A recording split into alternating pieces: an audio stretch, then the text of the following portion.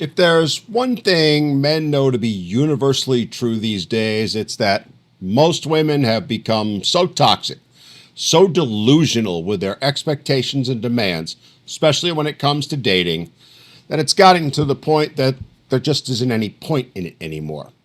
It's why men are done and walking away, not just from dating and relationships, but marriage and women in general. And it's why today I want to highlight a lovely young lady who is going to share with us her non-negotiables when it comes to dating. And honestly, some of them are going to surprise you. All right, let's see what she has to say first. These are my non-negotiables for a first date. I don't go on first dates during the week. So for me, I work on weekdays. So I just feel like I have a lot going on. I'm stressed. I'm tired. I get up early in the morning for work. So if I go out, I'm just going to be watching the clock the entire time. It's not going to be enjoyable. So for me, I do first dates on the weekend, like a Friday or Saturday night, because at that point I have all the time in the world and I can go into the date more relaxed and actually enjoy it. And you know what? There's nothing wrong with that expectation. Nothing at all. Hell, I'd bet most of the men watching this would have the same expectation themselves. Sure, maybe there's a bit of a red flag. A teeny tiny one, in the sense that, is she going to have enough time or energy during the week if you get into an actual relationship with her? But now's not the time to worry about it, and it's really just a minor quibble at this point. As far as dating goes, I think what her expectation is completely reasonable. So thumbs up on that one.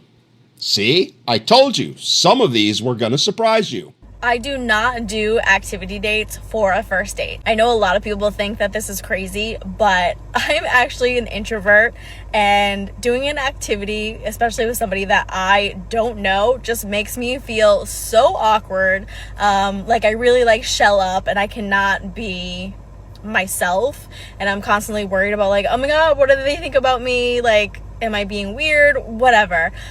Whereas if we just meet for a drink or something, I am more able to kind of bring my personality out and we can talk and get to know each other. Also, if the date's not going well, getting a drink is super quick and easy, whereas if you're doing an activity, that might drag on, and if it's not going well, nobody wants to drag that on. Well said. And I gotta ask, is she actually a dude? Because, again, her expectations pretty much match those of most men. And for the ones it doesn't, it should. First dates should not be activity dates or dinners or anything that is long, drawn out, or expensive. Coffee, a drink at the bar, a walk in the park. Those are all excellent options for a first date. And the reasons she gave as to why she thinks so are exactly the same reasons that men should have.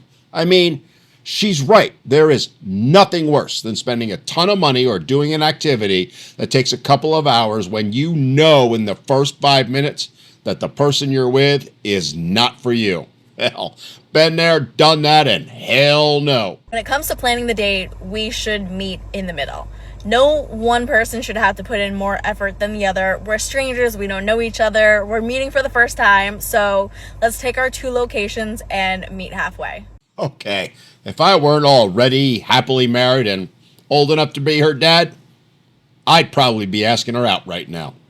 Again, she's spot on. Meet somewhere in the middle.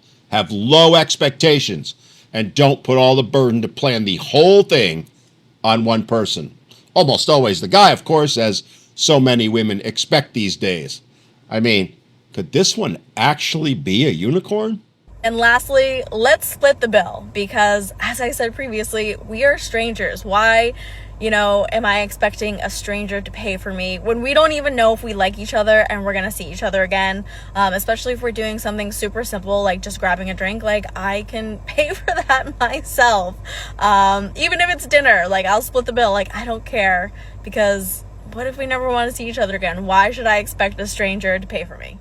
Okay, that seals it for me. This one's a potential keeper, at least as far as asking out on a date. I mean, let's review. She has low expectations, and the ones she has are completely reasonable. She's being realistic, unassuming, and I truly believe genuine. She's not looking to turn it up into a production or force the guy into debt in order to impress her. And she understands that you're just getting to know one another and might not end up liking each other, so it's absurd to try and turn the first date into something that rivals Chuck and Diana's royal wedding. Oh, and on top of all that, no nose ring. She's cute with a killer smile and seems to be sane and grounded. I mean, I don't know where this woman lives, but you youngins out there should go find her. This is the type of woman you want to be looking for. This is the type of woman who gets it. The type who will bring peace, love, and respect to your life. This is the type of woman who maybe, just maybe, isn't the complete loon that most of today's women are. Yeah, sure, she could be putting on a show. She could be saying all the right things to lay a trap. That's all true, and you have every right to be suspicious. Because let's face it, we've all fallen into that trap far too many times. But I trust my gut, and my gut is telling me this one's a keeper. My gut is telling me she is showing us who she truly is. My gut is telling me she's one of the good ones, and it's telling me she's one of the exceptions that proves the rule. So I wish her well. I genuinely hope she is who she appears to be, and that she finds a nice guy who can, as the ladies love to say, match her energy.